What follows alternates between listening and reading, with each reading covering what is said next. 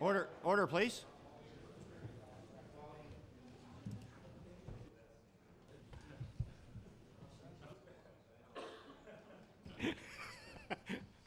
Order, please. The Honourable Minister of Finance. Thank you very much, Mr. Speaker. Mr. Speaker, it's my pleasure today to read the message from the Lieutenant Governor, table 2 copies of the estimate book, 2 copies of the government business plan, and 2 copies of the Crown Corporation business plan, and 3 copies of the estimate resolutions. Mr. Speaker, pursuant to notion of notice given to me on April the 20th, 2004, and the rules and forms of procedure of the House of Assembly, I have the honour by command to present a message from Her Honour the Lieutenant Governor of the Province of Nova Scotia relating to the estimates of sums required for the service of the province for the fiscal year ending March 31st, 2005, which is, I hereby transmit estimates of sums required for the public service of the province for the year ending March 31st, 05, and in accordance with the Constitution Act 1867, recommend them, together with the budget address of my Minister of Finance, and any necessary or bills necessary or advice to approve the estimates and implementation of the budget estimates to the House of Assembly. Signed, Myra A. Freeman, Lieutenant Governor.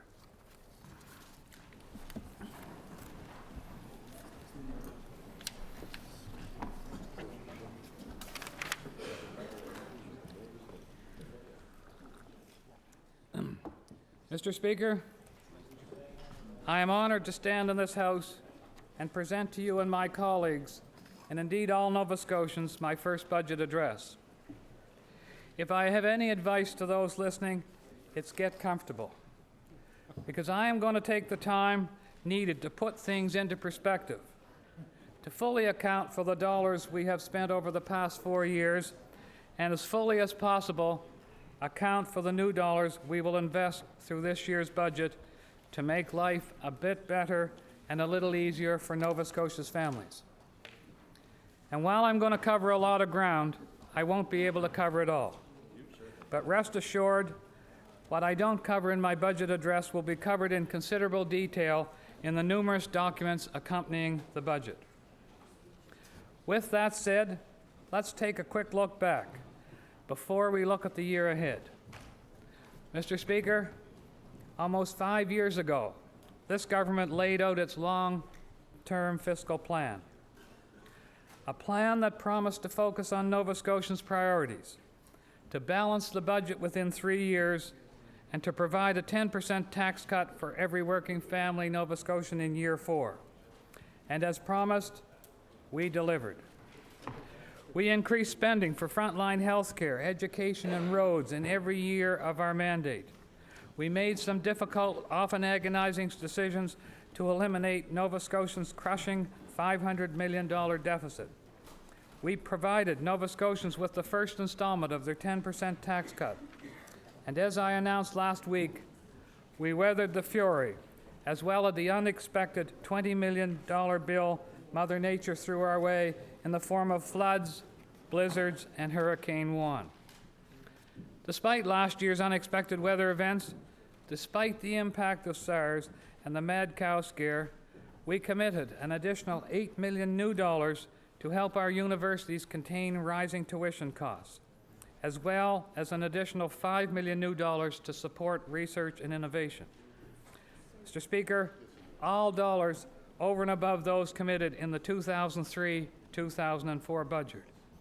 And more importantly, we ended fiscal 03-04 with a $14.5 million surplus.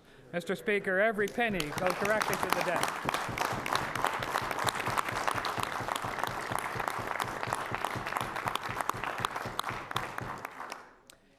And today, Mr. Speaker, I am proud to present Nova Scotians their 3rd consecutive balanced budget. A budget.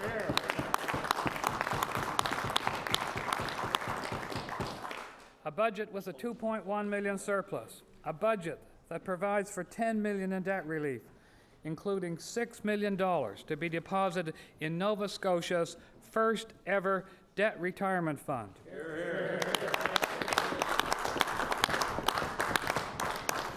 Another first for Nova Scotia and another first for this government, Mr. Speaker.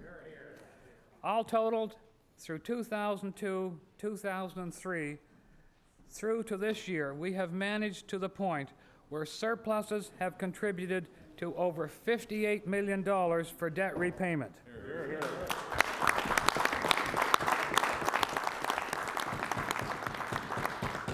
Mr. Speaker, I want to take a moment to remind Nova Scotians of the reward of their sacrifices and their hard work. Nova Scotia is stronger today, more self-reliant than it has been for decades. The proof of this is in the sharp and steady increases in our own source revenues. In 1999, provincial revenues accounted for 62% of total revenues. Today, they account for 66%. Mr. Speaker, this didn't happen as a result of magic, good luck, or wishful thinking. It happened because every day, more and more Nova Scotians are going to work and generating the revenue needed to invest in better health care, better education, better roads, and a stronger, more diverse economy. What this means is that we are no longer relying so much on others as we are on ourselves. What this means is that Nova Scotians can feel more secure, more confident in the province's ability to meet their needs in the future. Now let's take a look back at our efforts as a government to help make these and so much more happen. Mr. Speaker, even before we take into account New Year spending measures contained in this year's budget, Nova Scotians have witnessed considerable progress on many fronts. The results of our efforts are not only measurable, they are clearly paying off. The deficit is long gone. Nova Scotia debt to GDP ratio has improved. Nova Scotia's credit rating has improved.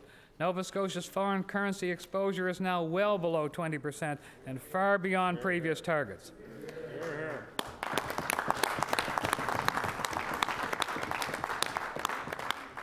Wait times for cardiac care, cancer care, MRI, and bone densitometry services are all down. There are more doctors and nurses at the bedside. More students are receiving one-on-one time with their teacher, and funding for the public school system has increased by over $1,500 per student. Record numbers of Nova Scotians are working. Thousands more are no longer on welfare. Over 5,500 seniors no longer pay the full pharmacare premium. 250 more children are receiving subsidized daycare. Mr. Speaker, Nova Scotians are driving on better, safer roads. We have more than doubled the new money spent on roads and highway improvements.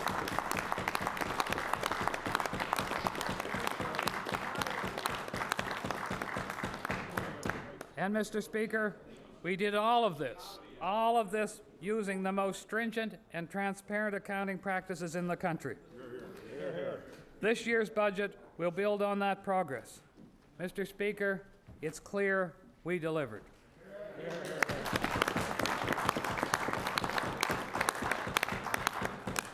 It's also clear Ottawa failed to deliver. It failed to deliver its fair share toward the rising cost of health care.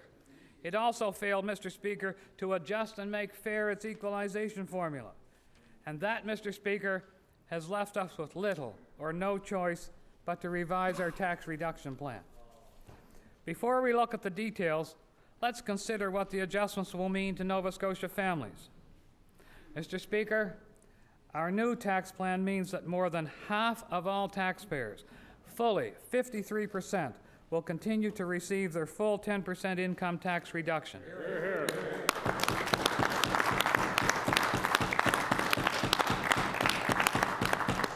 It means that 96% of all taxpayers will continue to pay less provincial tax in the 2004 year than the year before.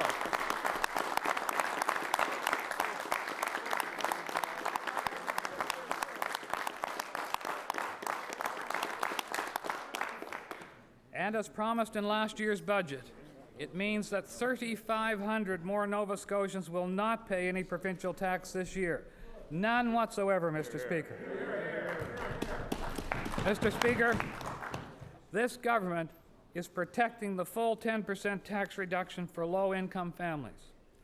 Those families with the least amount of disposable income, those families most likely to spend their tax saving at the local corner store, grocery store, or hardware store. Make no mistake, this government has done everything it can to reduce the tax burden for as many Nova Scotians as we can, for as much as we can, as fast as we can. And make no mistake about this, Mr. Speaker, the government will continue to work hard to find means to continue to do so.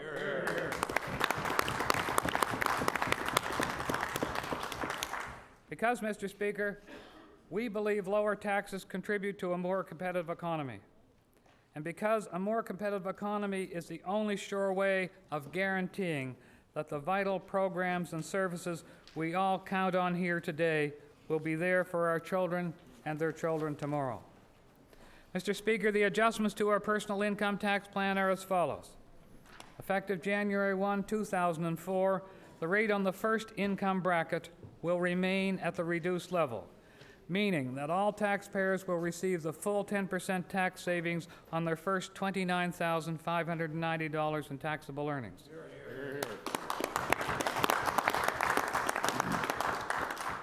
The tax rate on the second and third income brackets will return to 2003 levels, and a fourth income bracket starting at $93,000 will be introduced with a tax rate of 17.5%. Mr.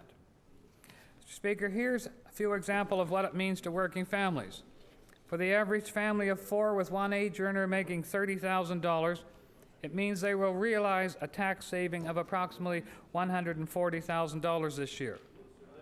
For the average family of four with one earner making $50,000, the savings will be about $134. Those at higher income levels will see either small savings or modest increases compared to 2003. Additionally, we are making other notable and important changes that will benefit thousands more Nova Scotians families. Mr. Speaker, we will match recently announced federal changes that benefit caregivers and Nova Scotians with disabilities.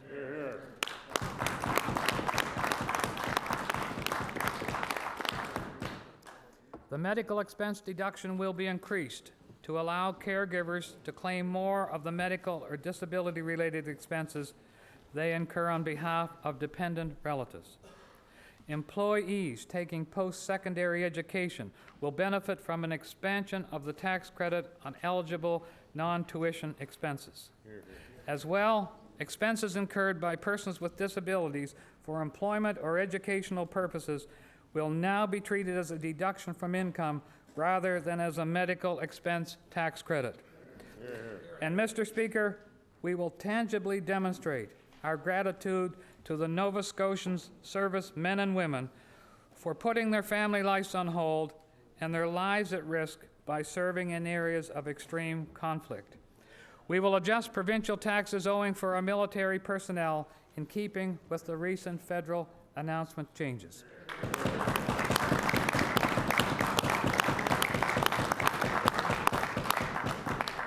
Mr. Speaker, we are also making changes on the corporate side of the ledger. Effective April 1st, 2004, the corporation capital tax, which applies to banks and trust companies, will be increased from 3% to 4%.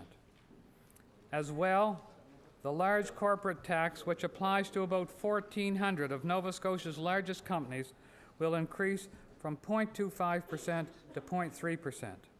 Together, these measures are expected to raise $17 million. Mr. Speaker, the small business tax threshold, which we plan to increase to $300,000 by 05-06, will now be implemented a full year earlier.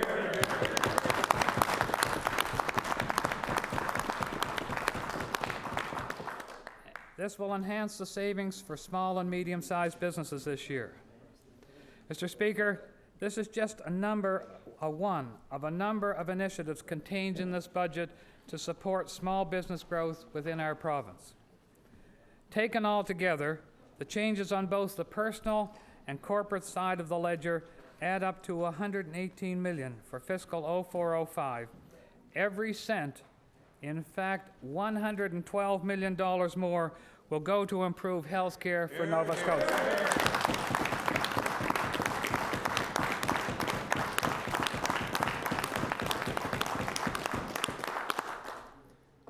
made the change to our tax plan for one reason, and one reason only. We are committed to meeting the growing health care needs of Nova Scotians. Needs, Mr. Speaker, that Ottawa has chosen to ignore. Mr. Speaker, let me be clear. We are not abandoning our plan to grow our economy, to create new jobs, or to generate new wealth within this province. Rather, Ottawa is interfering in it. In fact, Mr. Speaker, the combination of reduced equalization payments to Nova Scotia and no increase in federal health care funding base means Nova Scotia received $143 million less than expected in fiscal 03-04. Mr. Speaker, it is important that Nova Scotians fully understand the full impact of reduced federal funding. Mr. Speaker, more than 10 years ago, Ottawa began to drastically cut health and other vital programs, leaving the province to absorb not only more of the federal government's fair share, but the full share, Mr. Speaker, the full share of rapidly rising health care costs.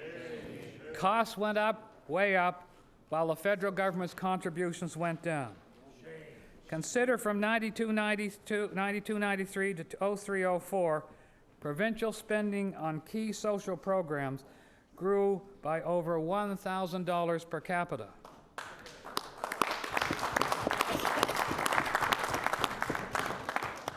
Ottawa's per capita spending, on the other hand, fell in 92, eventually came back up a bit, then fell back down again. In the end, it cost Nova Scotians well over $900 million in lost federal dollars. Dollars that were desperately needed to support and sustain health and other vital programs. Only now, Mr. Speaker, some 12 years after Ottawa began cutting transfers to the province, has federal support for health and other vital services finally climbed back to the level it was more than a decade ago. I ask all members of the House, indeed all Nova Scotians, to consider this. Federal funding to support Nova Scotia's health care needs in 2004 completely dried up over a month ago. Mr. Speaker, that's a far cry from when Medicare was first established and funded on a 50-50 basis. Mr. Speaker, we welcome the Prime Minister's promise of a meeting to discuss how we can all work together to make the kind of changes we know are needed to sustain our universal, accessible, and publicly funded health care system. In fact, we're ready to go tomorrow. But that meeting is not going to take place anytime soon, and Nova Scotians aren't very likely to see any new health care funding dollars anytime soon. Mr. Speaker, what Ottawa fails to recognize or refuses to accept is that we are not facing a crunch, we're in it. And we are not alone in this, Mr. Speaker. Look across the country. Provinces are slipping back into deficit, increasing taxes, or laying off hundreds, if not thousands, of public servants. In some cases, it's a combination of all three. Mr. Speaker, let me quote from a recent Conference Board of Canada study that proves my point. And it says, with current fiscal regimes in place, the different fiscal prospects between the federal and provincial governments and territorial governments will widen in the future, as only the federal government will have the financial capacity to pay down its debt or implement new initiatives, such as tax cuts and new discretionary spending. In contrast, without changing current fiscal policies, the province and territories will not have the capacity to implement new policy initiatives over the next 17 years. Mr. Speaker, the Conference Board of Canada attributes the fiscal imbalance to Ottawa's failure to respond to the #1 priority of Canadians, and that is quality health care. The bottom line is Ottawa has made its choices not to invest more in health care, and Nova Scotians, along with Newfoundlanders, New Brunswickers, Manitobans, and every other Canadian, will have no choice but to live with the consequences. And those consequences pose huge challenges for all provinces, and the biggest by far is finding the new dollars needed to meet our growing health care needs. Mr. Speaker, This budget demonstrates that this government is meeting the challenge.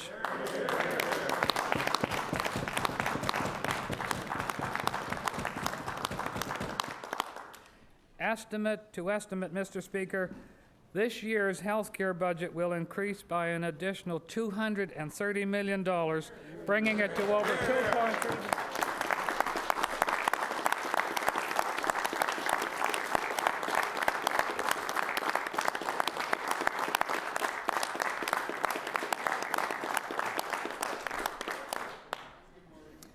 Add in the budget of the Office of Health Promotion up $3.6 million to a total of $18.5 million, and the total dollars spent this year to treat the sick or to keep the well healthy amounts to $2.36 billion.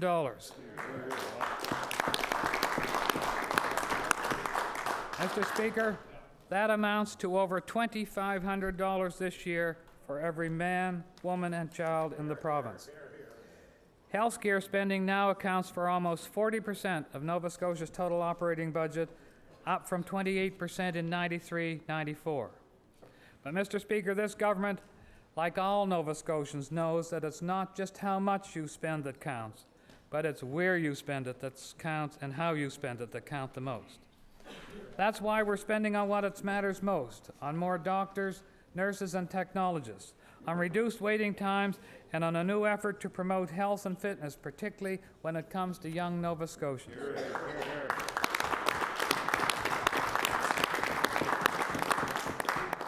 Mr. Speaker, let me take a moment to address, hopefully put to bed, a popular myth. Nova Scotia does not have, as many believe, a bloated healthcare bureaucracy. In fact, independent studies have confirmed that Nova Scotia has the smallest healthcare bureaucracy in the country. With that said, let's review where the $2.36 billion we are investing in health and wellness are going.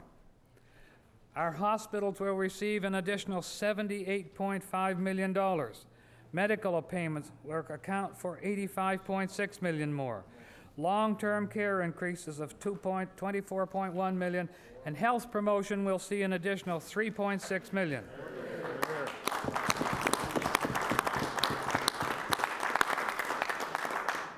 Mr. Speaker, within the global numbers I've just outlined, there are numbers of very important and specific initiatives I want to highlight. As noted, our hospital will receive an additional $78 million. Included in that amount is the 7% increase to enhance frontline care, money we promised 2 years ago through our multi-year funding commitment.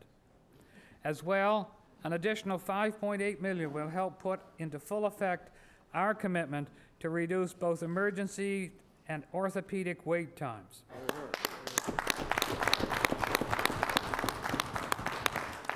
And, Mr. Speaker, despite the fact that 94% of Nova Scotians have a family doctor, despite the fact we have the second best specialist to patient ratio in the country, and despite the fact that our nurse to patient ratio is well above the national average, we are not prepared to let up as long as one community feels left out.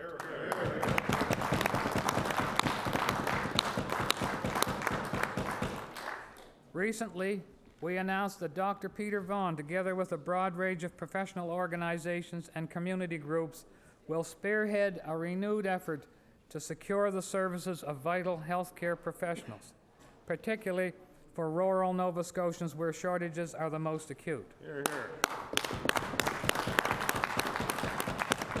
We will also continue our efforts to train, retrain, recruit, and retrain more nurses through our very successful nursing strategy. Between 2001 and 2006, we will have invested $60 million to secure more nurses and to improve their working environment. And this year, we will maintain our commitment with another $9.8 million investment.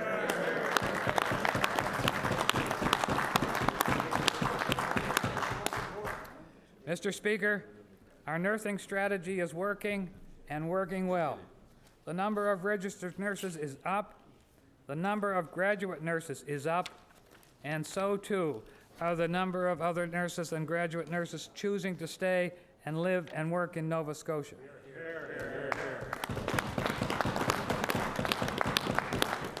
Mr. Speaker, last year we invested in 8 new medical seats at Dalhousie University. That number will double this year as an additional 8 new medical seats are opened up. Hear, hear. Mr. Speaker, despite considerable investment in new medical equipment, such as renal dialysis and targeted funding to reduce cardiac, cancer, MRI, and emergency room wait time, more needs to be done. And it will, Mr. Speaker.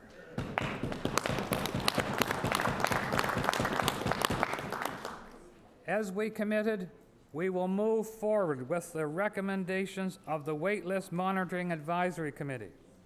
We will continue to gather the information needed to launch a waitlist information database so that doctors and their patients know where specialty services can be accessed sooner than later. Another highlight includes an additional $550,000 to improve public health services so that Nova Scotians is fully prepared to deal with any new or unexpected outbreak of potentially deadly or devastating diseases such as SARS or West Nile virus, as well as any terrorist-related chemical or biological events. Other notable highlights include new investments to launch Nova Scotia's first pediatric rehabilitation program, help seniors better afford the high cost of drugs, provide new vaccines for children and adolescents, expand liver transplants and renal dialysis services, improve first responder services, improve medical and statistical information collection and sharing, and advance the use of new medical technologies, picture archiving and communications, enabling patients to access specialty care without the added time, cost, or frustration of traveling outside of their community. Mr. Speaker, this government is receiving national recognition for being a leader when it comes to laying the groundwork for a comprehensive integrated stroke strategy. Over the course of the coming year, we will continue to advance the recommendation of the Stroke Strategy Committee with a review to reducing the incidence of stroke, improving treatment for stroke survivors, and keeping more Nova Scotians from prematurely going into long-term care. And that, Mr. Speaker, leads me to perhaps the most talked about and justifiable criticism of Nova Scotia's healthcare system, and that is some seniors in Nova Scotia's long-term care facilities are paying for health care costs that are free in many other provinces. Mr. Speaker, that's about to change.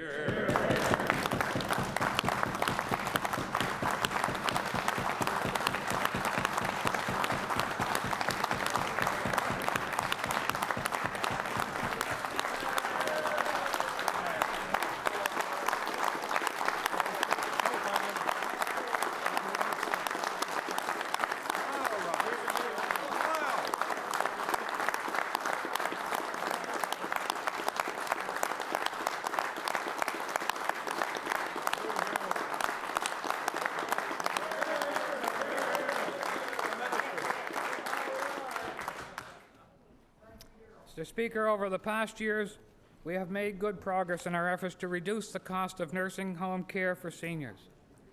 We have picked up more of the medical costs and excluded a number of assets considered in determining a senior's ability to pay. But more needs to be done, and it has to be done as soon as possible. Effective January 1st, 2005, seniors living in nursing homes will no longer pay for their medical costs.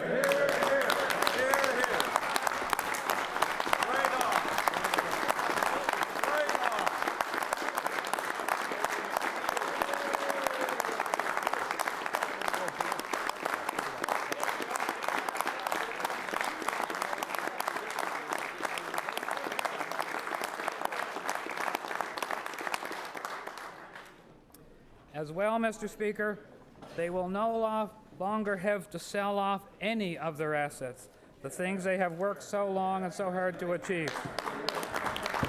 Mr. Speaker,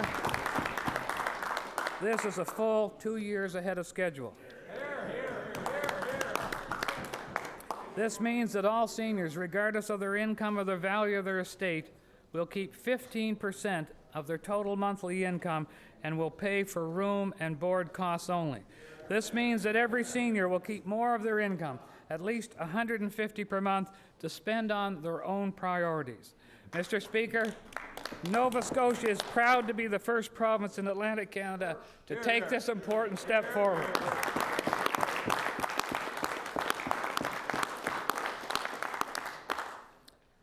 Last year, we opened 30 new long-term care beds. This year, we will invest an additional $2.2 million to open at least 60 additional beds. There is also an additional $13 million to address a number of operational pressures in this sector, including the need for upgrades and renovations of more hours of care and training. All totaled, funding for long-term care will increase by over $24 million this year.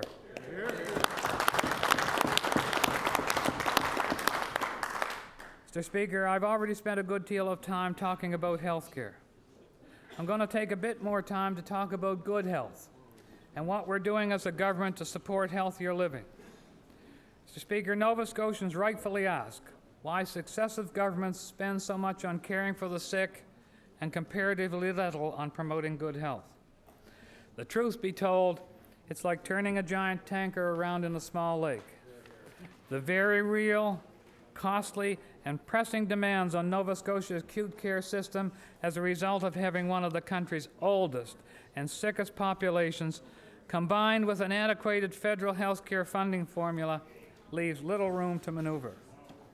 Mr. Speaker, this government is determined to turn the tanker around and to point Nova Scotians towards healthier ground.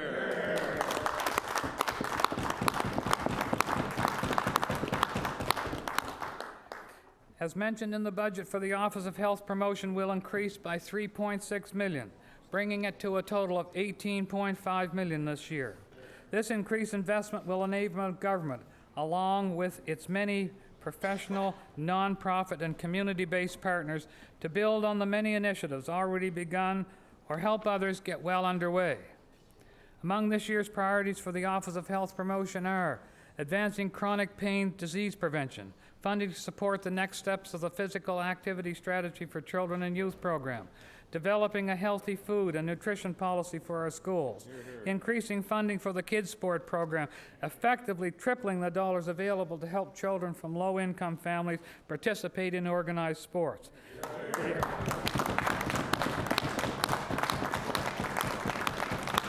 Mr. Speaker, the added dollars in this program alone will allow an additional 1,000 to 1,500 kids join their friends at the local hockey rink, the ball field, or the local gym. And Mr. Speaker, to ensure that Nova Scotians have better access to local recreational facilities, we are setting aside $2.1 million for recreational facilities grant.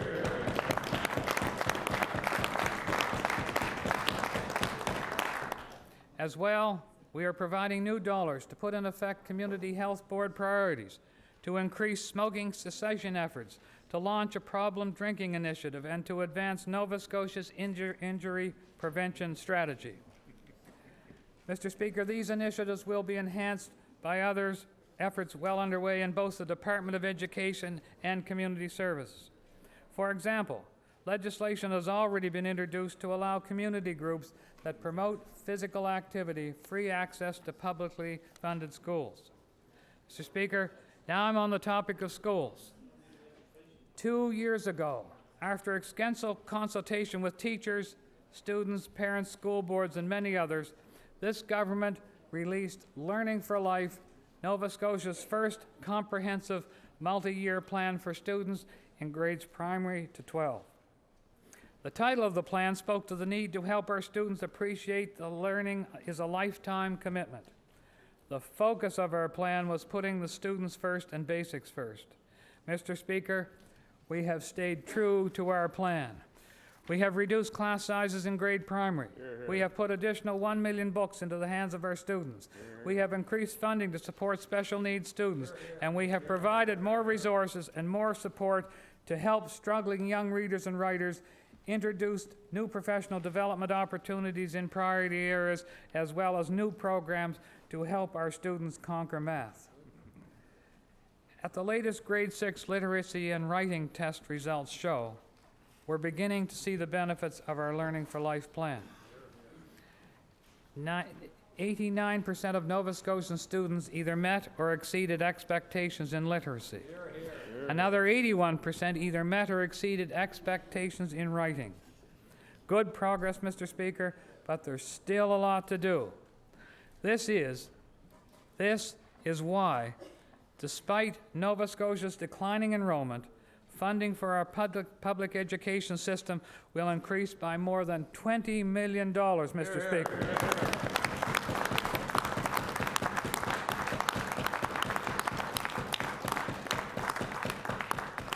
Since 1999, total provincial funding for public education has increased by $89 million. Salary and cost of living increases account for the lion's share of this year's increase, but we are also protecting and enhancing the investments already made. Let me summarize. We will build on our plan to give more of our youngest learners more one-on-one time with their teachers by extending our small class size initiative into grade 1.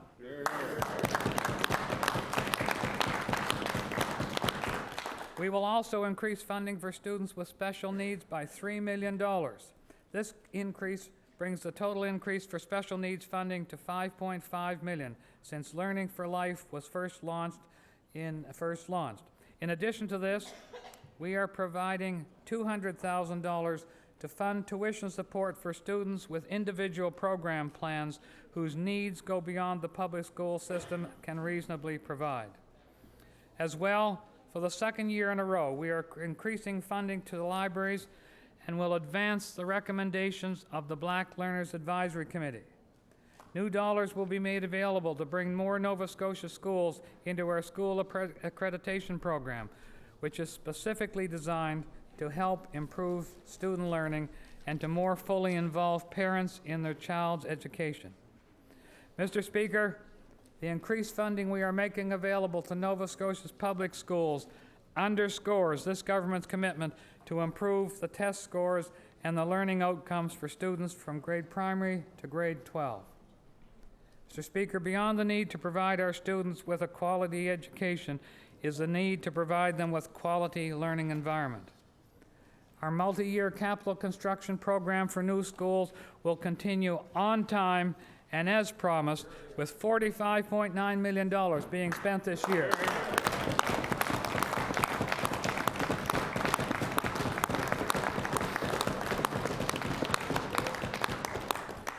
As well, Mr. Speaker, $13.4 million has been set aside for renovations and additions. Mr. Speaker, this government knows the challenges in our public school system are formidable, not insurmountable. We made good progress with this budget, and with this budget, we are making more progress. Mr. Speaker, Nova Scotia is proud to be home to 11 degree-granting institutions, a number of which are consistently ranked among the country's best. Because we have a relatively small population and because our universities are so popular with out-of-province students, Nova Scotia is a net importer of over 5,000 post-secondary students. And that's good, but there's a catch. The federal government funds post-secondary education on the size of our population and not on the number of students attending university in our province. In other words, Ottawa sends the checks elsewhere and we pay the bills. To put it simply, the money the province provides our universities is paying for education of students from Alberta, from Ontario, or from elsewhere across the country. Mr. Speaker, the federal government continues to resist all reason, refusing to amend its funding formula. And that means Nova Scotia taxpayers are making up the difference. So let me address another popular myth.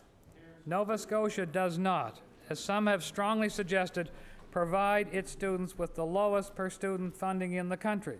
In fact, Mr. Speaker, the exact opposite is true. Based on our population, we are at the top of the list when it comes to funding Nova Scotia's post-secondary students.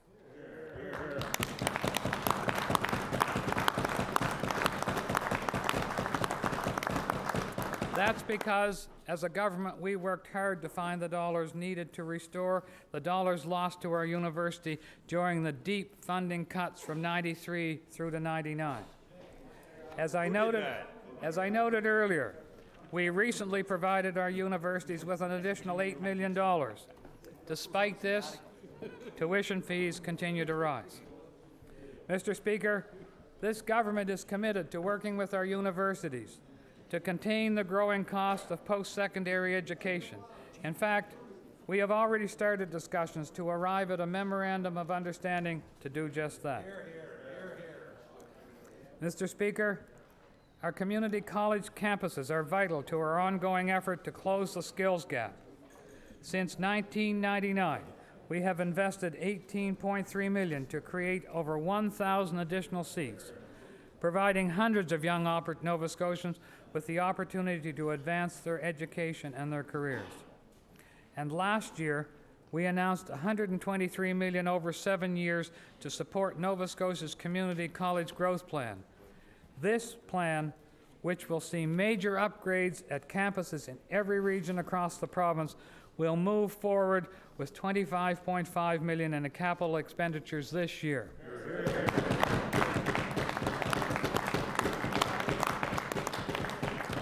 And we will be providing an additional $3 million in operating funds.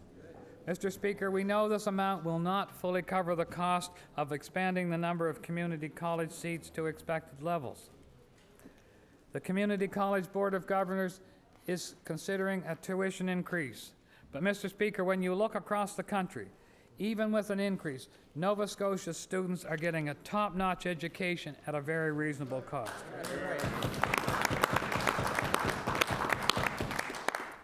Mr. Speaker, beyond the need to help Nova Scotians access faster, better health care, and beyond the need to help our students do better, is the need to do more to support Nova Scotia's families struggling to make ends meet.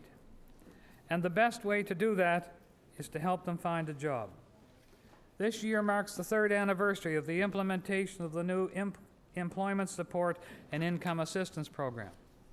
Since the program was launched, Mr. Speaker, hundreds more Nova Scotians have left welfare and have gone to work. In fact, since 1999, the welfare caseload dropped by more than 5,400.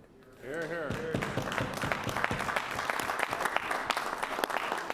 Yet, despite the drop in the welfare rolls, we continue to increase the dollars going to support family in needs.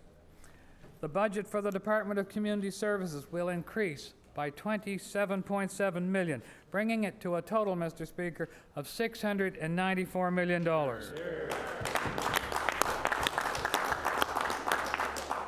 Well, let me highlight some of the measures we are taking to support Nova Scotia's families in need.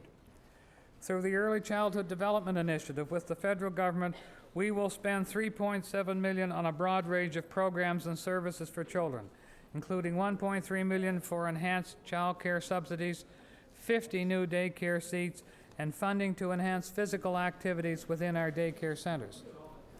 As well, beginning in October, we will increase the personal allowance for welfare recipients at a cost of $1 million. The investment will increase to $2 million in 05-06.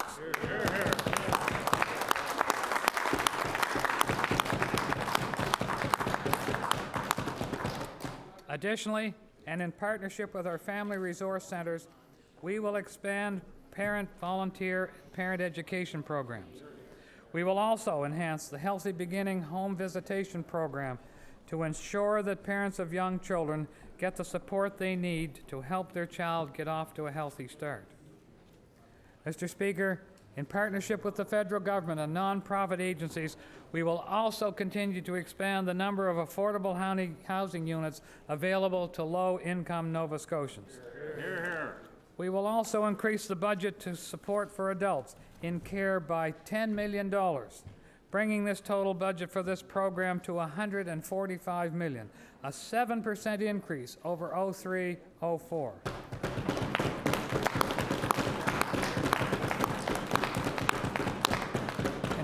Included in this year's funding is an additional $1 million to help expand supports for adults in care. A discussion paper on the challenging issue is now being circulated among the stakeholders with a view to finalizing a new approach that will effectively meet the needs of adults' care as well as their families. Mr. Speaker, I spent most of my time today detailing funding increases in the three areas of healthcare, education, and community services. But let me take a moment to summarize some of the other spending priorities in this year's budget. Mr. Speaker, an additional $2.5 million will be made available for maintenance on rural roads for an annual total of $12.5.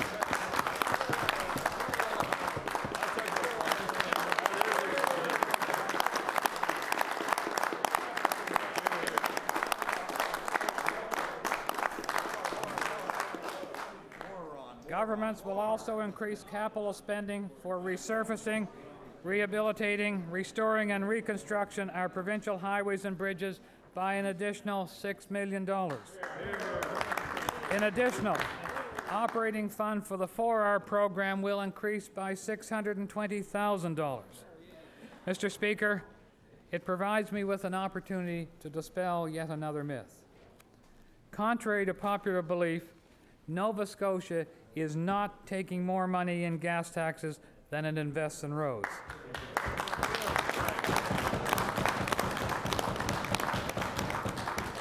In fact, every cent we collect in gas taxes and more goes to road and highway improvement. $6 million more, Mr. Speaker, to be exact.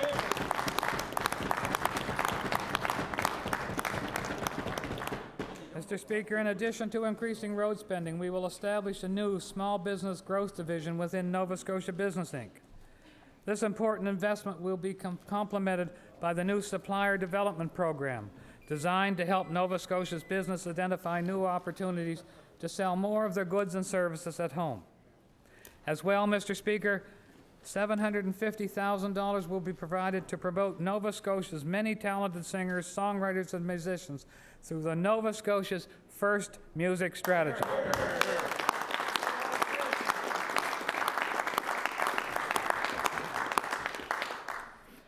To enhance police capacity to more effectively identify and respond to cases of family violence, we will provide an additional $100,000 to the Domestic Violence Case Coordination Program.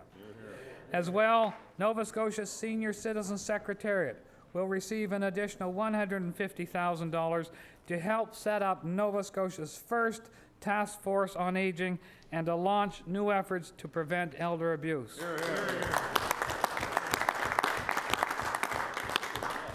Mr. Speaker, we will also provide an additional $100,000 to the Office of the Auditor General.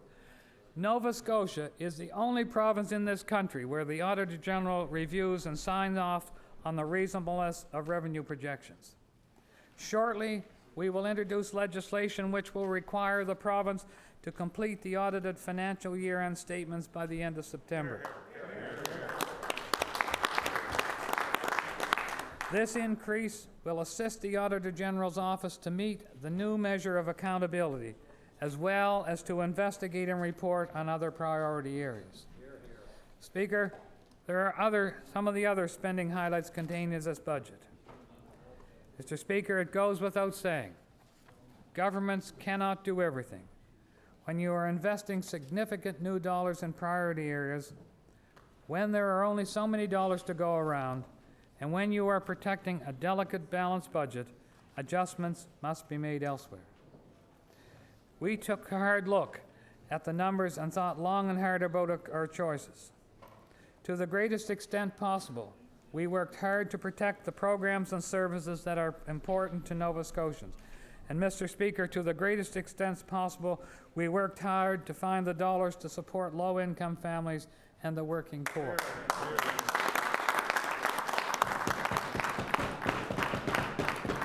Mr. Speaker, you see it in our tax plan, you see it in our income assistance plan, and you see our investment in kids' sports programs. Mr. Speaker, to help make these and other investments possible, and to help find the dollars needed to address legitimate cost pressures across and throughout government, we reduced non-essential spending. While most of the departments outside of the big three will see a small increase, there are some which will see modest decreases. In some cases, multi-year funding commitments have either come to an end or are drawing to a close. In others, we are eliminating or reducing discretionary grants. In still others, we are taking longer to implement programs or take the necessary steps to make programs and services more affordable to our taxpayers.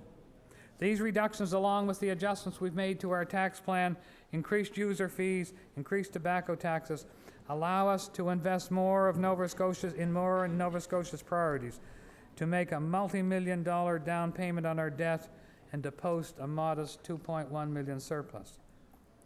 And while our operating budgets remain in the black, Nova Scotians still face a huge infrastructure deficit. And Mr. Speaker, we are tackling that too.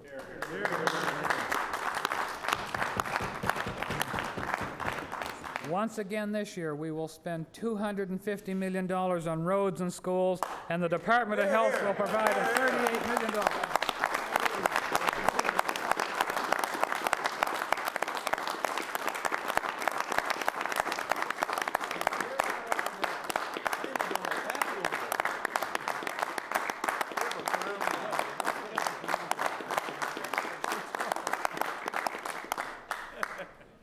And the Department of Health will provide $38 million in capital grants to the district health authorities.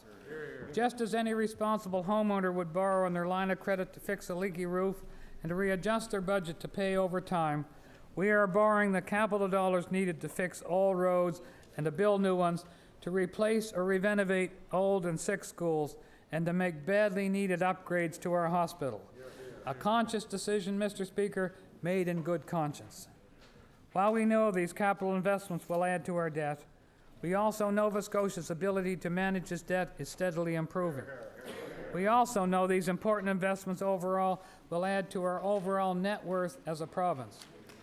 Improvements to our roads and highways add to our ability to attract visitors to our province and to get our products to market. Improvements to our schools add to our ability to give students a safe, healthy, and modern place to learn. Improvements to our hospitals add to our ability to attract more doctors and nurses to our province and to better respond to the health care needs of Nova Scotians. And above all, Mr. Speaker, we will be competitive, and as we grow our economy, something which is vitally important to our long-term prosperity.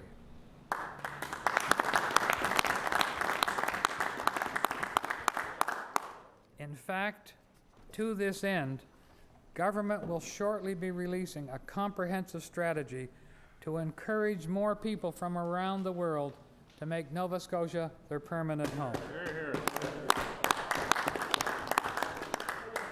Mr. Speaker, Nova Scotia's net debt servicing cost in 2003-2004 came at $25 million less than expected. This year, despite borrowing $250 million to pay for needed capital improvements, Nova Scotia's debt servicing cost will remain largely unchanged from the forecast, up just $10 million over last year, and mostly due to the unfunded pension interest. Mr. Speaker, changes in debt servicing costs are influenced by a long list of complicated factors and outside influence, including the value of the dollar, interest rates, credit ratings, and foreign exchange exposure, to name a few. Ultimately, the question of how well we are managing the debt, which now stands at $12.3 billion, comes down to whether or not we are improving our capacity to manage it over the long term. And we are.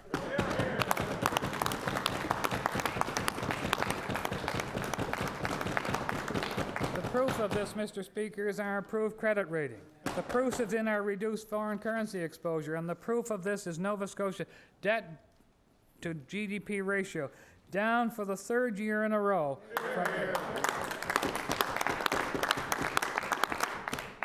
Mr. Speaker, despite the federal government's downloading its cost onto this province, this government is committed to protecting municipal revenues.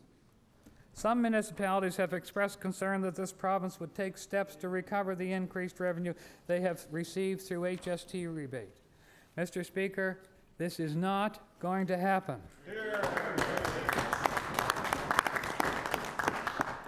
In fact, total provincial assistance to municipalities will increase slightly this year. Mr. Speaker, we are pleased to provide Nova Scotia's capital city with its second $2 million installment for the Halifax Harbour Cleanup Project.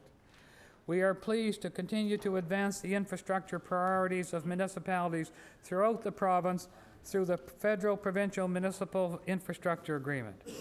Mr. Speaker, Nova Scotia's municipalities are a partner in funding public education, with the province paying 90% and local governments paying the remaining 10% on incremental funding for public education. Again, we are not changing the rate at which municipalities contribute to public education. It will stay exactly where it is, Mr. Speaker. We are, however, going to include teachers' pensions amounts in the basket of goods we are asking municipalities to help cover. Mr. Speaker, growing assessment rolls and increased assessment mean revenues for municipalities are, in some cases, up, way up. This measure should have had any kind of measurable impact on their tax rate or their efforts to provide local services. As members know, government take a host of economic indicators into account when preparing its budget. GDP, employment, retail sales, residential construction, and personal income growth, to name a few. All of them, Mr. Speaker, are outlined in considerable detail in the document accompanying my address. Mr. Speaker, despite a challenging year as a result of a sluggish U.S. economy, devastating weather events, and the economic impact of SARS and mad cow disease, Nova Scotia's economy continues to grow.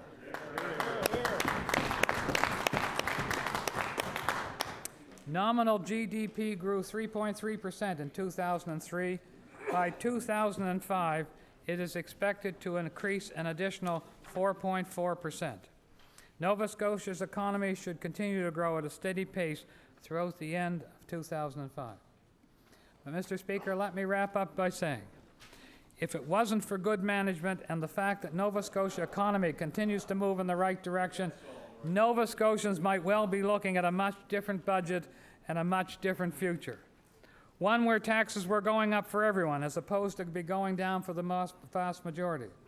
One where there were deep cuts in priority areas as opposed to significant new investments. One where wage freezes, rollbacks, or massive layoffs were expected as opposed to being steadfastly rejected. One where red ink flowed everywhere as opposed to the black ink that for 3 years in a row has marked our progress. Progress that can be easily measured on many fronts, Mr. Speaker, on the fiscal front, on the economic front, and on the social front.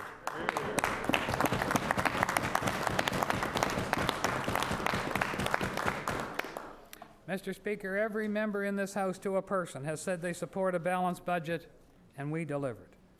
Every member of this House knows of the need to invest in better health, better education, better roads, and stronger families, and we delivered. Every member in this House understands that lower taxes make an economy more competitive, and we delivered. And every member of this House should know that in order for working men and women to do more to support their families, they need to keep more of their hard-earned dollars. And, Mr. Speaker, 96% of all Nova Scotians will.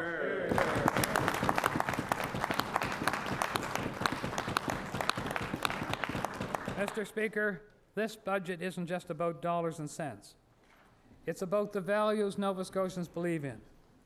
Living within our means, helping those in need, doing what's right, not what's just easy, faith in ourselves, and fairness.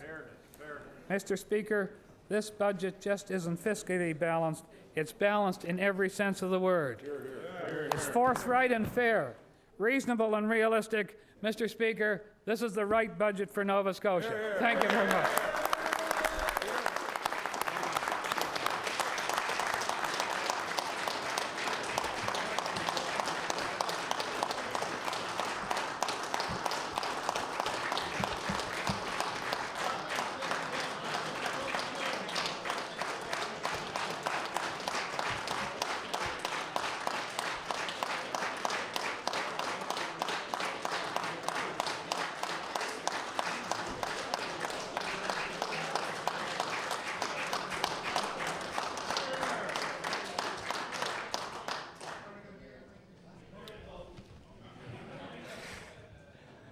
Thank you. I recognize the honourable member for Halifax Fairview.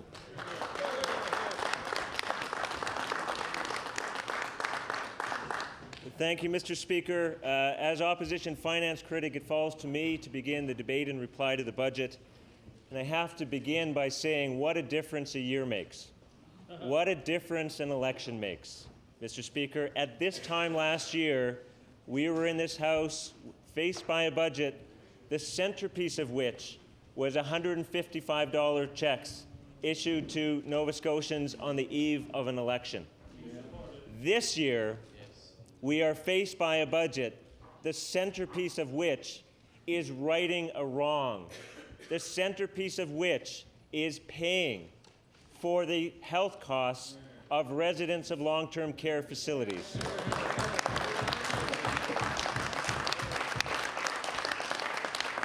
Mr. Speaker, the government should be congratulated for doing this.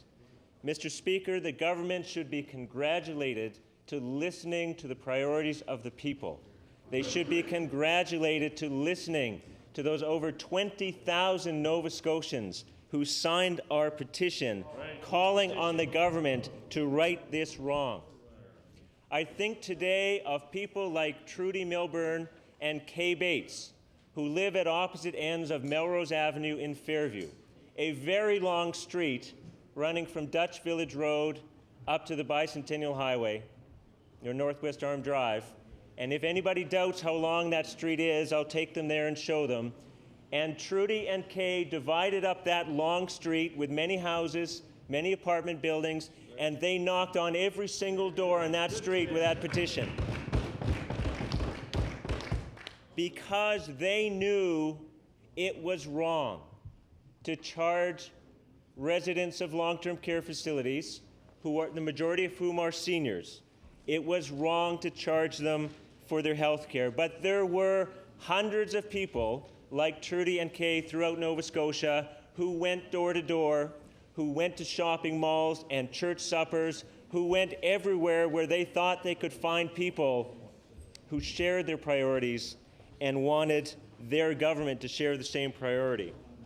Today, every single Nova Scotian who signed that petition or in other ways showed their support for this very important change can be proud, and with justification, they can say to themselves that they forced the government to reflect their priorities.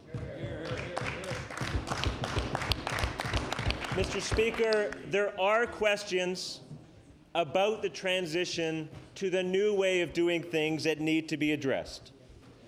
The fact that this change will not be implemented today, but instead will begin next January 1st, creates certain incentives and issues that need to be addressed directly, openly, and fairly. But make no mistake, this is good news for anyone with a loved one in long-term care. It is good news for anyone with a loved one who might need a long-term care facility. In short, Mr. Speaker, it is good news for all of us. Mr. Speaker, there are some other good things in today's budget. It is good to see the government addressing wait times for health care, although I have to say that their response on this issue reminds me just a little of their initial response on the long-term care issue. The steps they're taking today on waiting times are small and tentative, filled with doubt, containing more explanations of why it can't be done rather than explanations of how it is going to be done. But just like on the long-term care issue, this government has demonstrated that where they will not lead, they can be pushed. And this is an issue that is very important to Nova Scotians. There are disappointments in the budget. Today, Nova Scotia, but particularly Cape Breton, suffered another real blow to its economy. Today, the Minister of Finance did not even mention Cape Breton. Not even once, not in the entire budget speech, is Cape Breton even mentioned. Economic development for this government seems to consist of crossing their fingers and hoping that things will continue to go well in Ontario and the United States, that interest rates will stay low and the dollar won't go too high. That is a disappointment. There seems little in this budget for university and college students to hope for, especially with respect to their tuition fees. The best the government can offer is discussions. There is no appreciable increase in university operating funding and no increase in student debt reduction measures. There is no relief in this budget for Nova Scotia families struggling with taxes on the necessities of living. It is a fact that most Nova Scotians heat their homes with oil. It is a fact that heating oil prices are going nowhere but up over the foreseeable future, by which I mean the next number of years. There is no relief in this budget for people struggling to get by day. So, Mr. Speaker, the question that I know people want to know from us, the official opposition, is what will we do with this budget? How are we going to vote? The fact that the long-term care issue has been resolved, finally, in this fiscal year and not in the distant future, will make it easier for us to consider voting for this budget. But we do have a responsibility first to seek the views of Nova Scotians before we presume to declare how we intend to vote on this budget, before we presume to declare how they feel about the budget. Each of our members will be going out and doing that in their constituencies and elsewhere in Nova Scotia over the time we have available before voting day on the budget comes upon us.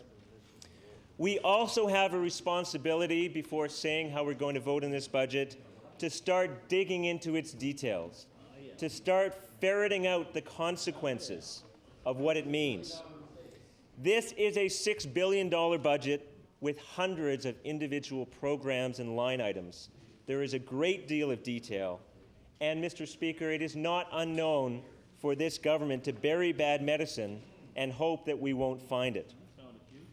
In our experience, it is invariably the case that the consequences of the budget become clear only after detailed review by our critics, after detailed questioning of the respective ministers in the scrutiny provided to us by the estimates debate, and after speaking to individuals and groups who can zero in on the precise consequences of every dollar put into a program and every dollar taken out. So that is what we're going to be doing over the next approximately 3 weeks until we have to stand in our place and say yay to the budget or nay to this budget. We will be consulting with Nova Scotians. We will be doing everything we can to discover all of the consequences of every line in this budget. So, our consultation with Nova Scotians continues. Our examination of the budget begins. And with that, Mr. Speaker, I move adjournment of this debate until tomorrow. Motion to adjourn debate, is it agreed? All those in favor say aye. Countermine nay. Motion is carried. Just before we go to orders of the day, I'll call upon the Honourable Government House Leader. Thank you very much, Mr. Speaker. I rise on a point of order, or perhaps a point of explanation. Yesterday, in response to a question from the Leader of the Opposition on insurance, I said that Nova Scotia had the lowest auto insurance rates in Canada. That, I am told, with the latest survey is not correct. We're the second lowest, just a tad behind Newfoundland.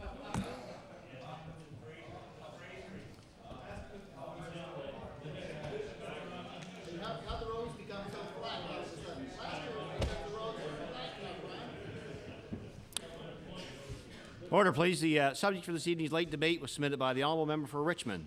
Therefore, it be resolved as Tory government has failed to respond to the significant issues facing rural Nova Scotia. Be debated this evening at 6 p.m.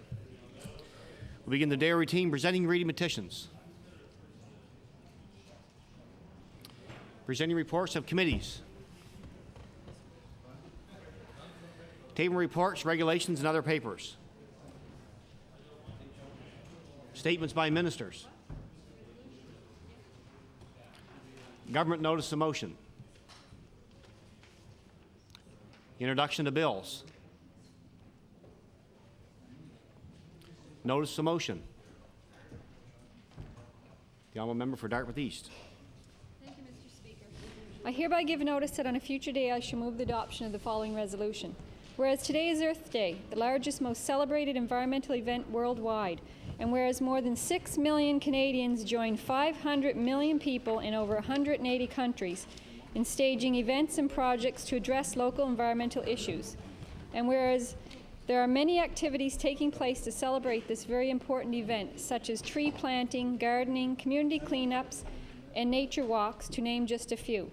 Therefore, be it resolved that this government commend all those people in Nova Scotia, Canada, and indeed around the world for doing their part to bring awareness to environmental issues our Earth is facing today. And I ask for waiver and passage without debate. Request for waivers, is it agreed?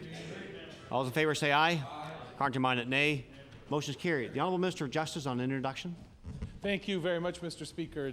Mr. Speaker, it's my pleasure to make an introduction. We have visitors today in the gallery. A group of students from Lunenburg High School are here in the house today, accompanied by their teacher, Kim Hebert. I'd ask them to stand and receive the welcome of the house from members.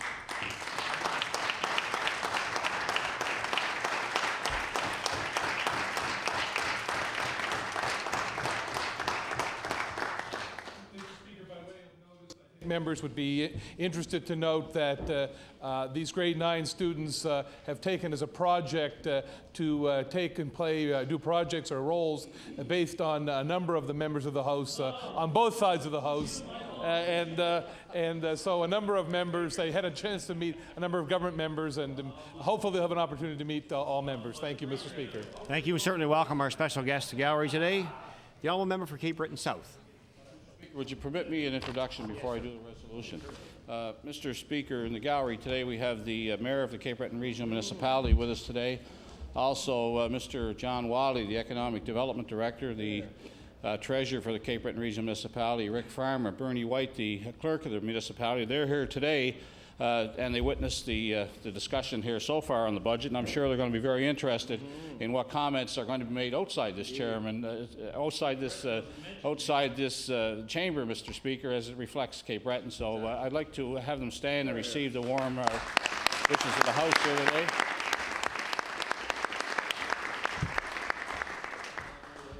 Mr. Speaker, I hereby give notice on a future day as to move the adoption of the following resolution. Whereas on June 19, 1999, the current Premier told the Chronicle Herald, "What I've said is the day that I can't keep my commitments to the people is the day that I'm going to start uninvolving myself in public life." And whereas just this week the Premier proved he cannot keep his commitments, and whereas the Premier should be engaged in some deep soul-searching now that his commitments have been broken, therefore be it resolved that the members of the House encourage the Premier to consider whether or not he can still keep his commitments to the people of Nova Scotia and start the appropriate course of action. I would ask for waiver, Mr. Speaker. For waiver. Here are several noes. Notice is tabled. The Honourable Member for Dartmouth East on introduction. Thank you, Mr. Speaker. I would like to welcome a councillor from my area, Brian Warshuk. He's in the Speaker's Gallery, and I'd like to have everyone welcome him here today.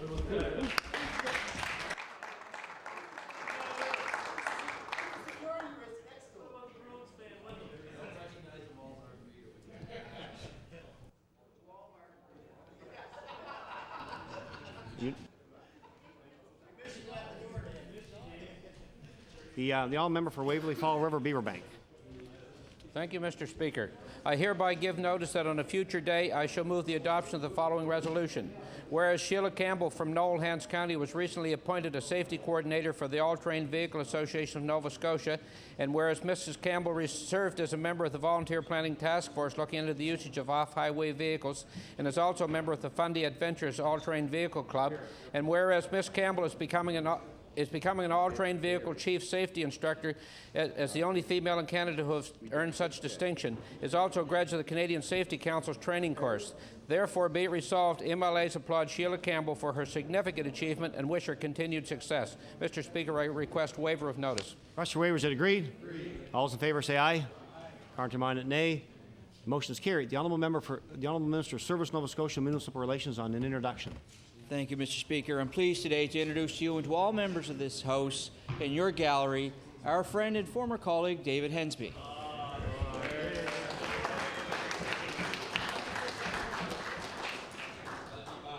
Order, please. Just before we continue, are there any other further introductions honourable members would like to make? The honourable member for Waverley Fall River Beaverbank. Yes, thank you, Mr. Speaker. I would like to call your attention to an introduction to a former HRM Council colleague of mine, Brian Warshik, who was the councillor from... Sorry? Certainly welcome our guest today, the honourable member for Sackville-Cobequid. Thank you, Mr. Speaker. I'd like to draw the attention of the members to the West Gallery and a student of St. Mary's University and a resident of Lower Sackville, my constituent. So, Matt, why not stand up? He's sitting watching the proceedings today. Again, we welcome our guest to the gallery today. Any further introductions? The honourable member for Preston. Yes, thank you very much. I'd like to introduce in the West Gallery Dwayne Provo is a prominent member of the Preston community. Dwayne, would you?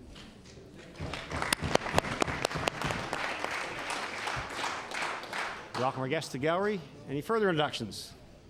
If not, the honourable member for Halifax Atlantic on a resolution. Okay. Mr. Speaker, I hereby give notice that on a future day I shall move the adoption of the following resolution. Whereas William D. Bill Giroir grew up in Larry's River, Guysborough County, speaking English only, and decided a mere 23 years ago to embrace his Acadian heritage and learn to speak the language of his forefathers.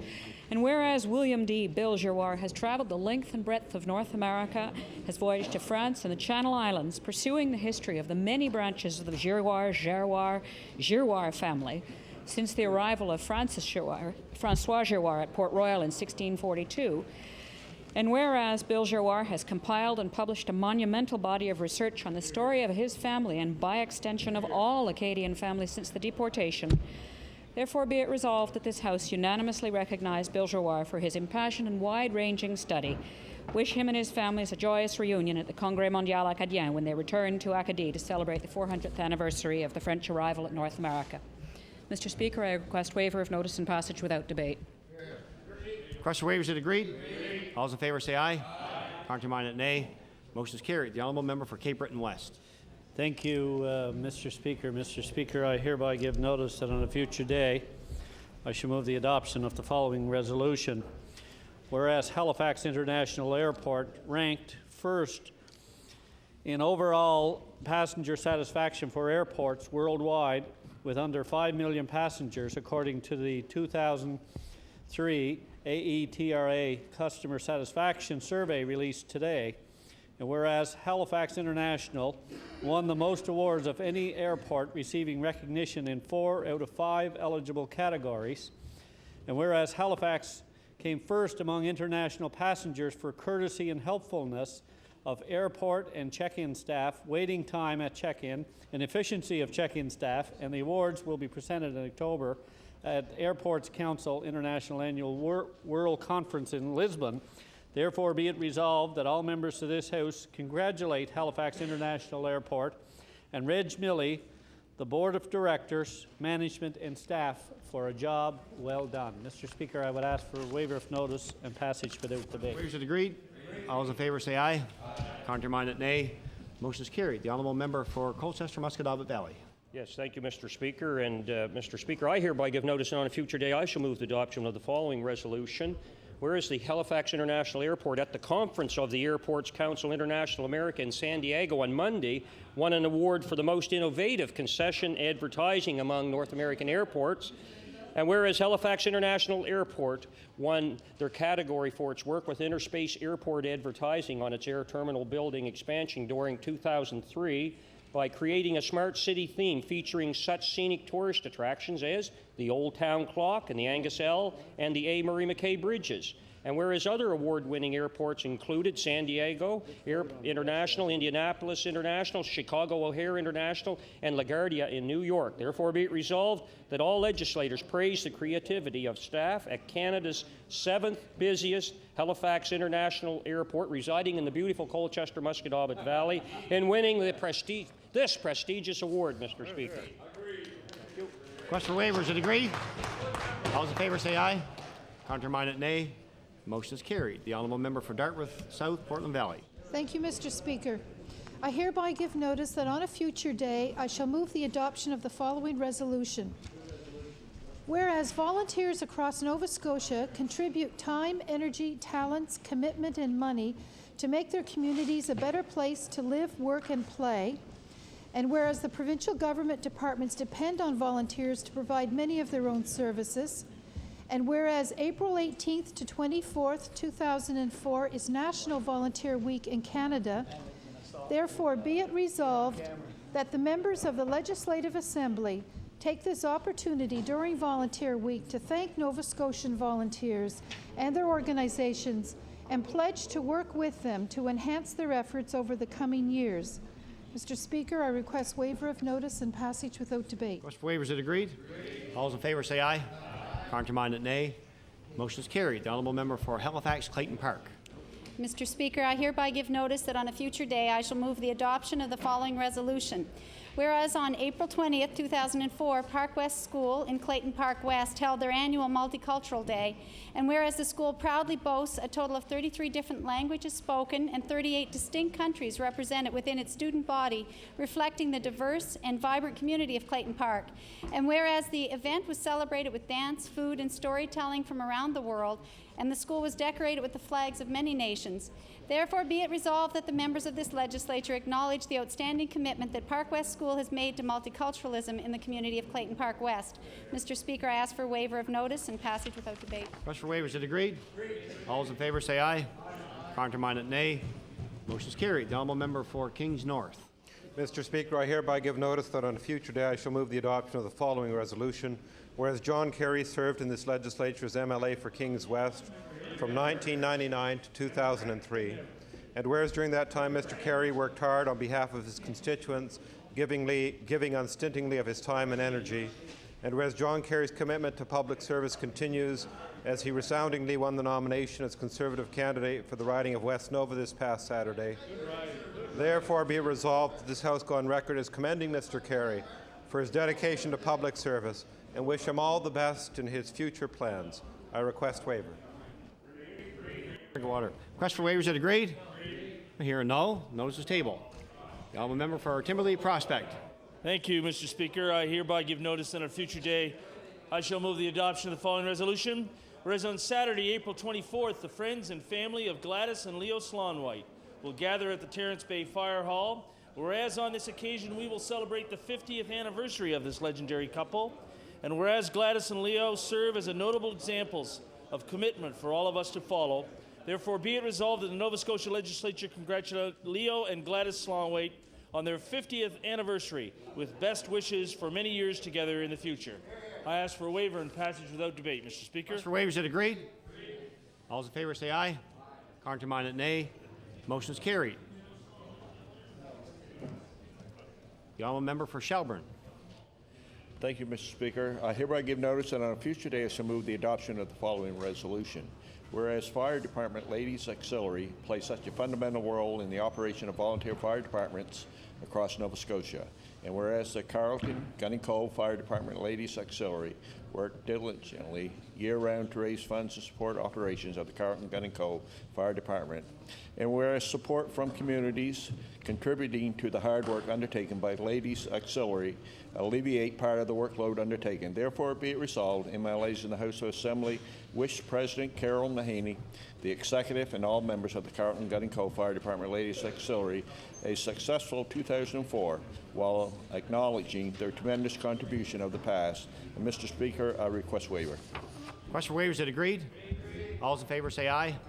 Counterminded, nay. Motion is carried. The Honourable Minister of Energy. Thank you, Mr. Speaker. Mr. Speaker, I hereby give notice that on a future day I shall move the adoption of the following resolution. Whereas last Saturday, April 17th, the Junior Cape Breton Chamber of Commerce convened a meeting of MPs and MLAs from industrial Cape Breton to stress the urgency of getting on with the long-awaited cleanup of the Sydney tar ponds and coke ovens. And whereas the Cape Breton Junior Chamber stressed the damage Sydney's reputation suffers with every additional day of delay in getting on with the cleanup, and whereas the Cape Breton Junior Chamber urged politicians of all parties and all levels of government to work cooperatively and urgently to get this project moving, therefore be it resolved that this House congratulates the Cape Breton Junior Chamber for their initiative in pressing for joint action to resolve this long-standing problem. Mr. Speaker, I request waiver of notice and passage without debate. Request for waiver, is it agreed? All those in favor say aye. Counterminded, nay. Motion is carried. The Honourable Minister of Education. Mr. Speaker, I hereby give notice that on a future day I shall move the adoption of the following resolution. Whereas Gloria Demers was honored as the 2003 Volunteer of the Year at the 20th Annual Truro Sport Heritage Society Awards Dinner, and whereas Gloria Demers set up a screening process for all area coaches and volunteers, and also set up a database of all athletes and volunteers registered with the Nova Scotia Special Olympics, and whereas in 2003, Gloria Demers set up programs for curling, snowshoeing, youth bowling, a Masters triathlon, and also organized the Dragon Boat fundraising team, therefore be it resolved that all members congratulate Gloria Demers on being named the 2003 Truro Sport Heritage Volunteer of the Year, and thank her once again for 23 years of outstanding contributions to the Cobequid Region Special Olympics program. And Mr. Speaker, I request waiver of notice. Request for waivers are agreed. All those in favor say aye. Counterminded, nay. Motion is carried. The Honourable Minister of Education. Mr. Speaker, on behalf of my colleague, the Honourable Minister of Justice, the member MLA for Lunenburg, I hereby give notice that on a future day I shall move the adoption of the following resolution. Whereas Jillian Eisner, a former resident of Martins River, Lunenburg County, has been nominated for the CIBC Student Entrepreneur of the Year Award. Whereas this award is given to a student who operates a business while attending university or college full-time. And whereas Jillian has been chosen as one of the 3 semi-finalists out of a group of 108 who received nominations from across the Atlantic provinces and Quebec for consideration of the award, therefore be it resolved that the members of the House of Assembly congratulate Jillian on being recognized for her entrepreneurial excellence and on her nomination for the CIBC Student Entrepreneur of the Year Award. Mr. Speaker, I request waiver of notice and passage without debate. Waivers are agreed. All those in favor say aye. Counterminded, nay. Motion is carried. The Honourable Member for Kings West. Mr. Speaker, if I could indulge you with an introduction, please, I would appreciate it. Okay. In the West Gallery, we have 3 students from Dalhousie, very interested in today's proceedings. Kevin Wasco, Ray Yang, Curtis McGraw, and if they could rise and we give them a warm welcome, please.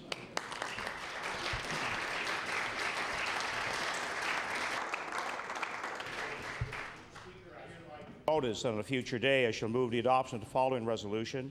Whereas the Duke of Edinburgh's awards were established on a voluntary and non-competitive basis in the mid-1950s, divided into 3 categories, bronze, silver, and gold, to challenge young people between the ages of 14 to 25 to reach their highest potential.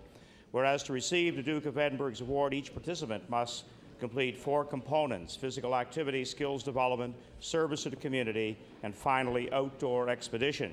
To receive the gold award, participants must also meet the residential component, where they are required to spend 4 nights, 5 days in an environment where they are unfamiliar.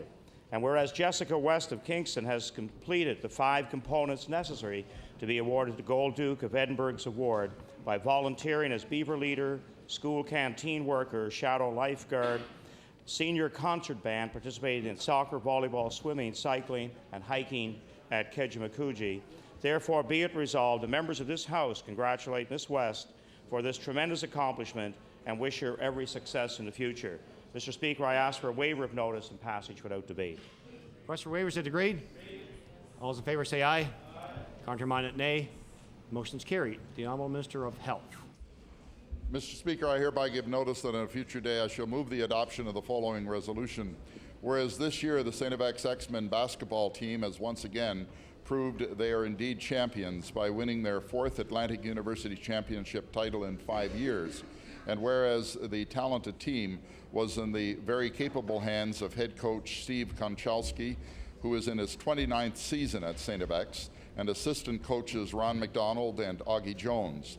And whereas the championship all-stars included St. FX guard Jonathan Bell and St. FX forward Neil McDonald. Therefore, be it resolved that the members of this House join me in congratulating the St. FX basketball team and its coaching staff on winning their 4th Atlantic University Championship title and wish them continued success in their athletic endeavors. Mr. Speaker, I request a waiver of notice and passage without debate. Request for waivers, is it agreed? All those in favor say aye. Aye. Counter-minded, nay. Motion is carried. The honourable member for Victoria the Lakes. Mr. Speaker, I hereby give notice that on a future day I shall move the adoption of the following resolution. Whereas on April 22, 2004, Reinders and Gavina Mackenzie are celebrating their 65th wedding anniversary and have always been there for their children and grandchildren. And whereas Reinders and Gavina Mackenzie have a lifelong commitment to community involvement and demonstrated leadership in teaching local community heritage to others. And whereas they are a fine example of upstanding community members who demand accountability of their elected officials and are lifelong Liberals, Mr. Speaker, therefore be it resolved that this House congratulate Reinders and Gavina Mackenzie on their 65th wedding anniversary and wish them many more contented and productive years. Mr. Speaker, I ask for waiver of notice and passage without debate. Request for waivers is agreed. All those in favor say aye. Aye. Counter-minded, nay. Motion is carried.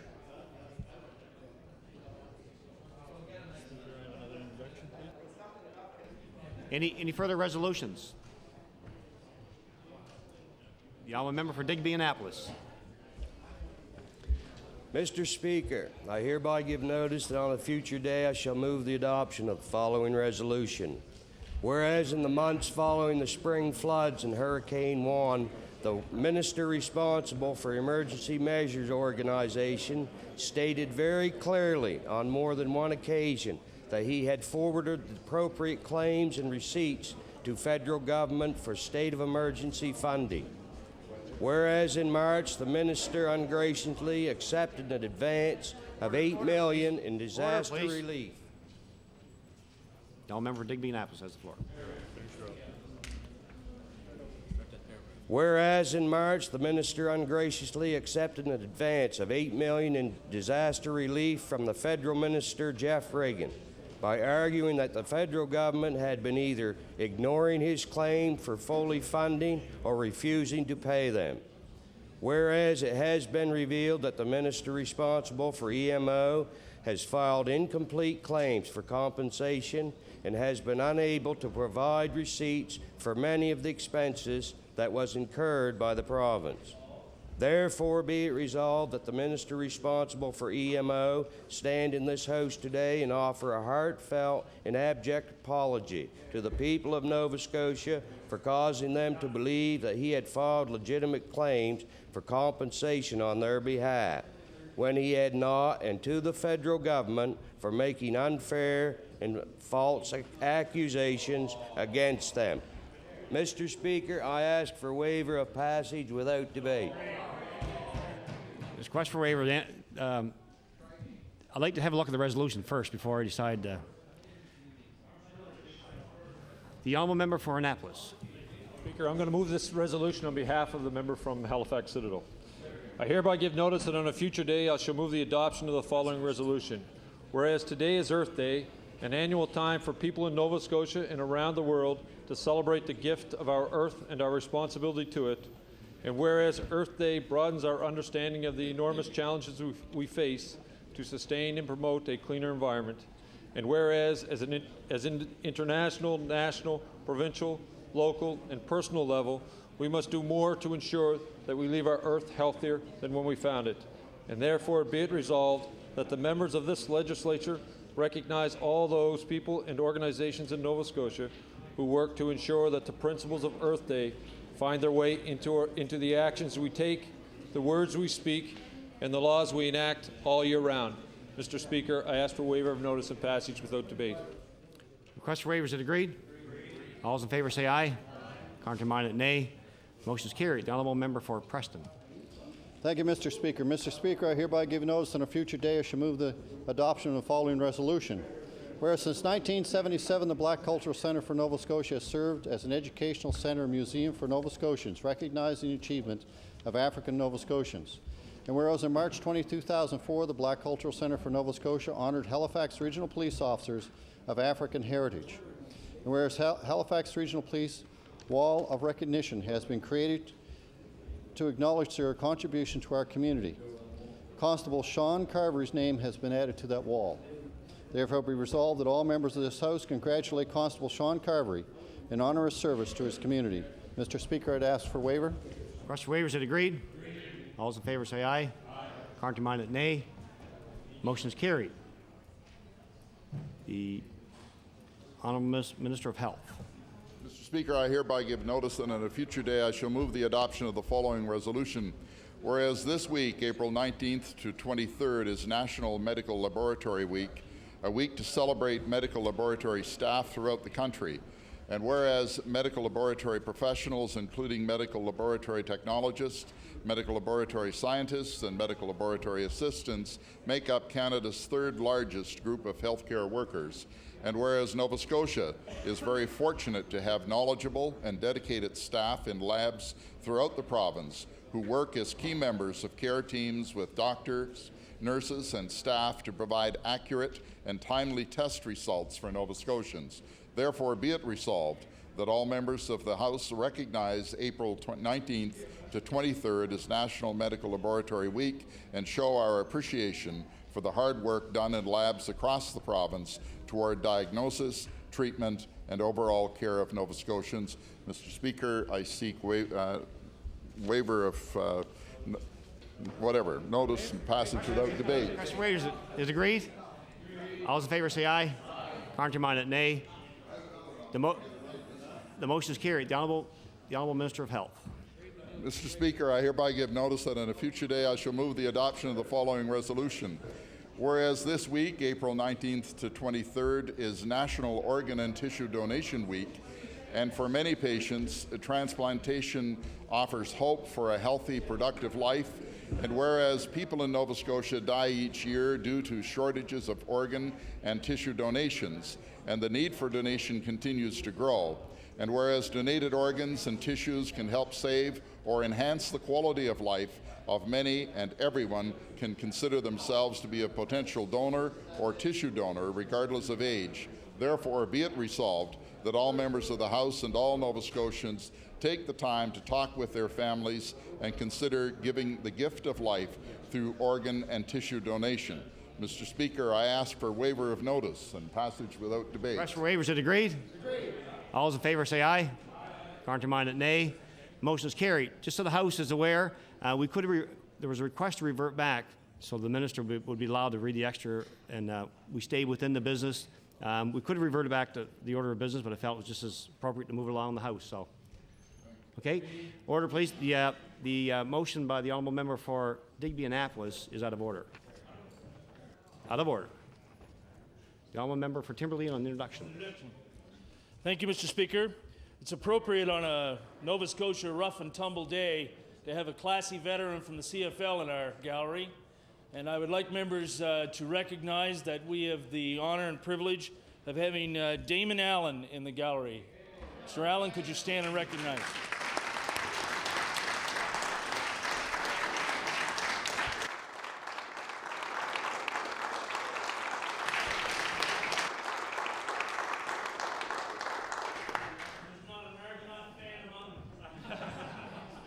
The honourable member for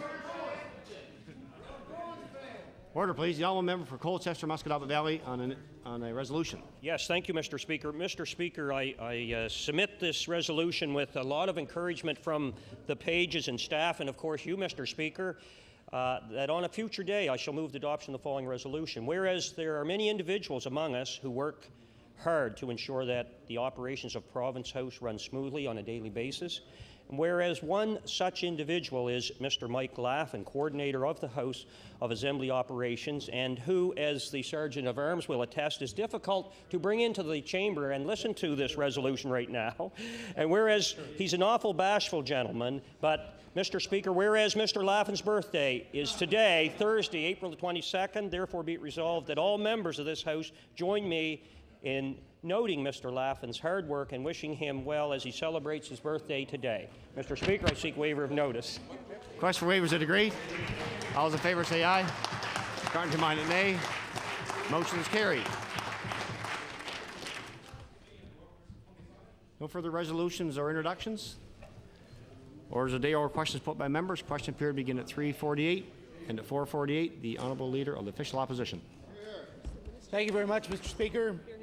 Well, Mr. Speaker, while we've been in the budget lockup and listening to the speech, of the Minister of Finance, the people of Glace Bay learned that a major private sector employer in their community is closing indefinitely. Mr. Speaker, I'd like to table the press release along with Stream's site fact sheet with information about the benefits of working in India, Mr. Speaker. Ironically, that news came on the same day that a Conservative budget ignored once again the economic crisis in Cape Breton. Shame. Mr. Speaker, astonishingly, not even a mention of Cape Breton Island in the budget. Nope. My question for the Premier is this. Will the Premier tell Cape Bretoners and the people of Glace Bay, in particular, whether today's news is enough to change his mind and admit that there is a major economic crisis that needs to be addressed? The Honourable the Premier. Thank you very much, Mr. Speaker. What I can say through you, the member opposite and the people of Glace Bay, that the government will put all its resources behind a plan to replace the employment that is being lost as a result of Stream losing its contract. This morning I spoke with a senior official of Stream who informed me that the company is already in the process of looking for a new contract to replace the contract that has been lost. I spoke this morning with Rick Beaton of ECBC, indicating the willingness of our government to put all its resources behind a cooperative effort to provide a solution to the issue in Glace Bay as well. I spoke to the local member of Parliament this morning, Mr. Roger Cuzner, and as well indicated to him we are perfectly willing to work hand in glove with the federal government, the way we have been in the past, to provide opportunities for the people of Glace Bay. The government is on top of the issue. I have discussed it with my cabinet and the appropriate cabinet ministers. We will be there for the people of Glace Bay.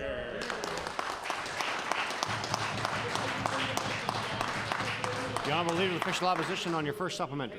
Thank you, Mr. Speaker. The Premier spoke in glowing terms about Stream in October 2002.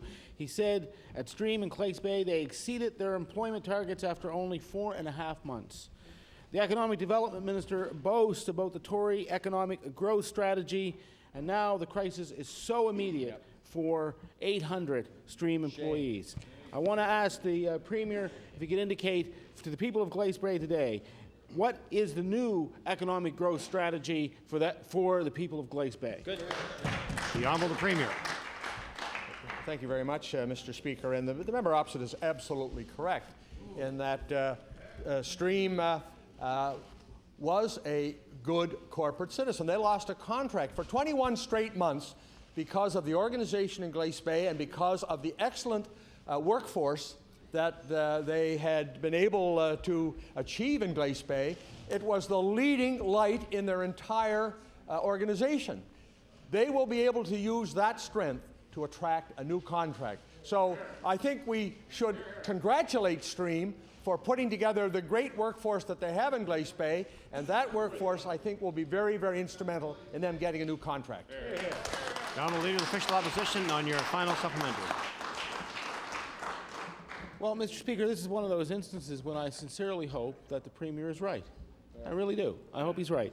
The Premier has not attended a meeting with CBRM Council to discuss the economic crisis that has seen 10,000 people leave Cape Breton. Shame. His budget ignores Cape Breton. His ministers deny that there is even a problem. So I want to ask this. Will the Premier agree now to meet with Stream employees, with the CBRM, with its economic development staff, to show his commitment to putting together a plan for Glace Bay and a larger growth plan for Cape Breton? The Honourable the Premier. Thank you very much, Mr. Speaker. And yes, the government is already part of a growth plan for Cape Breton. For example, is our participation in the Cape Breton Growth Fund. Yes, we will meet as a government with any group that is responsible, is prepared to talk positively and work positively to promote economic development in Cape Breton. The Honourable Member for Glace Bay. Thank you, Mr. Speaker. Mr. Speaker, my question is for the Premier. As we know, this morning staff at the Stream call centre was called to a meeting where they received some bad news, and if Stream does not secure another contract, then they'll begin to ramp down operations and will likely close their doors. But unlike the NDP, I'm not going to be as negative as to say they've already closed their doors, because I want to hold out hope for the people of Glace Bay and hope for the Stream call centre.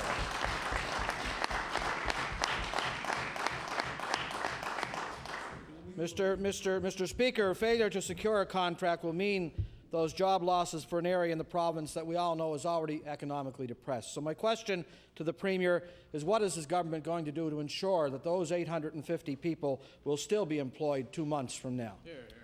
The Honourable the Premier. Thank you very much, Mr. Speaker. What I can say, which should be of some comfort to the member opposite, who I know has a genuine concern on this issue, is that in my own community, for example, we have successful call center jobs. From time to time, there have been temporary layoffs when one contract would end, and those layoffs would continue until a new contract was achieved. So we've gone through this with other call centers across the province, and we have been able to address it satisfactorily, and we will do it in Glace Bay as well. Hear, hear. The Honourable member for Glace Bay, and your first supplementary. Mr. Speaker, I know that the Premier knows that this government has an obligation to assist in this sort of circumstances, and the government has claimed that they are the greatest thing since sliced bread in many instances. So I'm asking the Premier, what is an exact plan, Mr. Premier, what is the exact plan to help in this instance, specific plans so that those employees will not have to worry over the next 2 months about their future? The Honourable Premier. Mr. Speaker, what I can say through you and to the member from Glace Bay and through the member of Glace Bay to the people of Glace Bay is that already we have gone and made it a priority. We only received the information a very, very short time ago, and we are already putting our collective resources together to work with ECBC, with the federal representatives in the area to come up with a satisfactory resolution.